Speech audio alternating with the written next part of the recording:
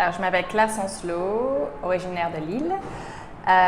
J'ai déménagé à New York City à 19 ans. J'ai fait mes études aux États-Unis en fait. J'ai fait un BA en éco et un master en éco à Hunter College. Donc, je suis restée aux États-Unis de 1995 à 2005. Et j'ai travaillé là-bas. Et en 2005, j'ai déménagé pour Hong Kong.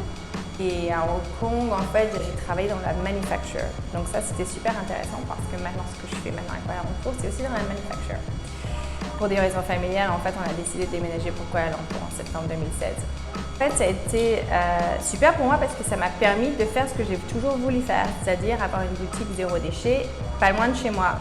Et en fait, le fait que venant de New York et venant de Hong Kong, où le loyer et le labor cost sont très très chers, pour moi ici, tout à coup, la vie semblait très très peu chère. Donc ça m'a permis de faire des choses que j'aurais pas osé faire à New York ou à Hong Kong. Et donc ça m'a permis de commencer d'ouvrir la première boutique du Hive. Et tout le monde à l'époque m'avait dit que j'étais complètement folle.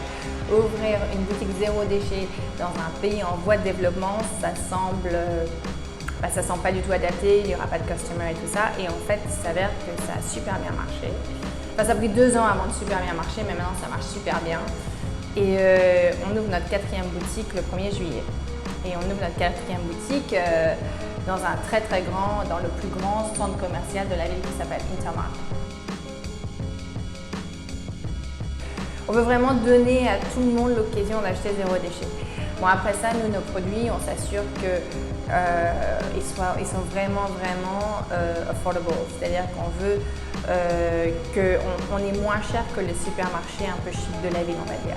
Il y a une différente façon de travailler parce que si on est en Europe, je pense que les petits business de communauté, les clients ont l'habitude de payer un peu plus cher.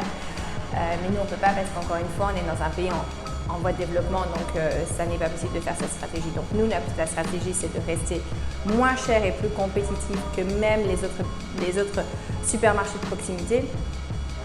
Et du coup, ça marche super bien parce qu'en fait, nous, on a eu nos clients, pas parce que c'était des produits écolos, mais parce qu'on était bon pour la santé et moins cher que le supermarché. Donc c'était une différente approche. Notre idée, c'est les grands-mères, à l'époque de nos grands-parents, quand on achetait sans emballage, en fait, on vient à l'idée où on ramène nous-mêmes nos containers, ou alors on prend les containers en papier, les petits sacs en papier, mais on le déconseille, on vraiment conseille aux clients de ramener leurs propres containers et d'acheter ce dont ils ont besoin, pas plus. Donc on revient, ça touche à tout. Le food waste, du coup, on n'achète que ce dont on a besoin, donc on touche tout ce qui est anti-gaspillage de nourriture. Et surtout, encore une fois, 2019, je pense que globalement, personne dans le monde entier ne roule sur l'or, c'est difficile. Donc tout le monde est un peu dans un budget maintenant. Donc c'est vraiment pour les écolos, mais en même temps pour les gens qui veulent faire attention à leur argent. Alors en fait, j'ai commencé très petit parce qu'encore une fois, je ne savais pas si on allait avoir des clients. Donc en fait, j'ai commencé dans une petite maison pas loin et je devais avoir 50 références. Donc c'était très petit. En plus, j'ai eu beaucoup de mal d'avoir ces références parce que les vendeurs des produits bio locaux, il n'y en a pas tant que ça, il n'y en a que 3. En fait, jusqu'encore à nos jours, il n'y a que 3 suppliers de produits bio à Kuala Lumpur. Et de génériques, parce que moi je voulais pas les marques, donc je voulais les produits génériques. Donc ça, il n'y a que 3 marques.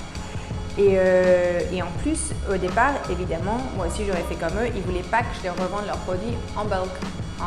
Parce que donc, évidemment, là, il y a un plus grand taux de contamination et tout ça. Donc ils ne voulaient pas que le produit, s'il y a quelque chose qui se passe, ce soit de leur faute.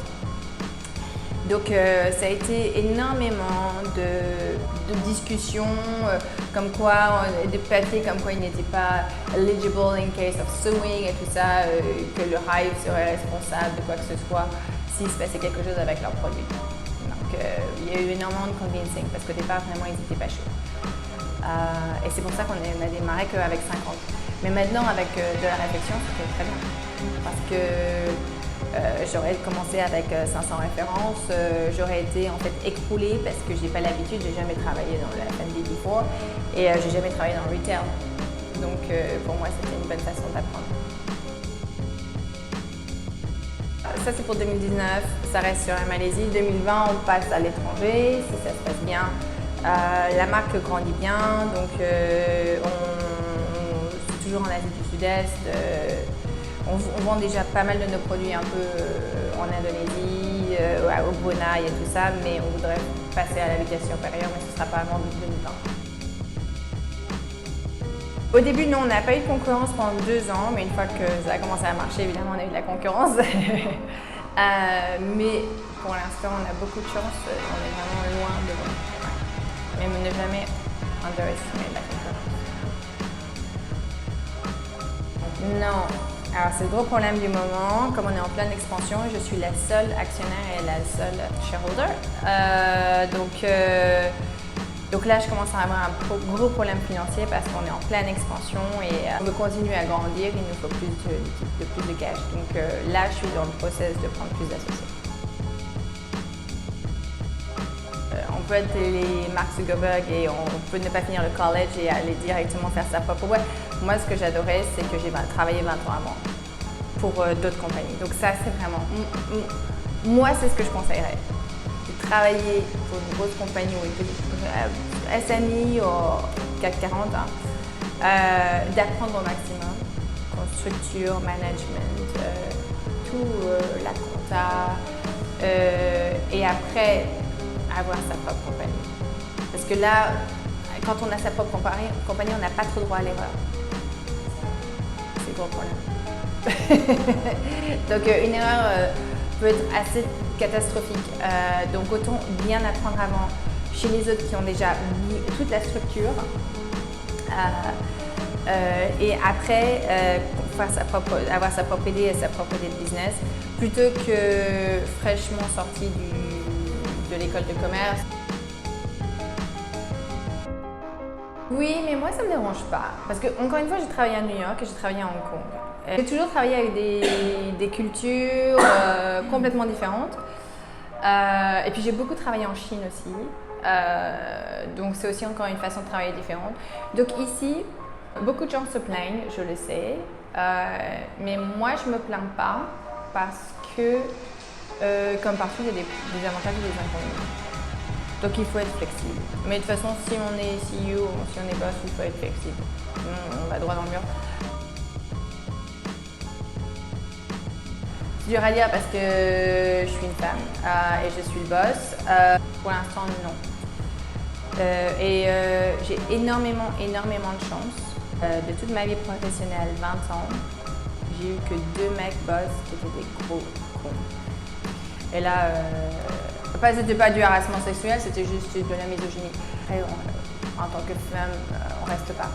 C'était des expériences de 6 mois et après 6 mois, j'ai démissionné. Je ne veux pas travailler avec des gens pareils.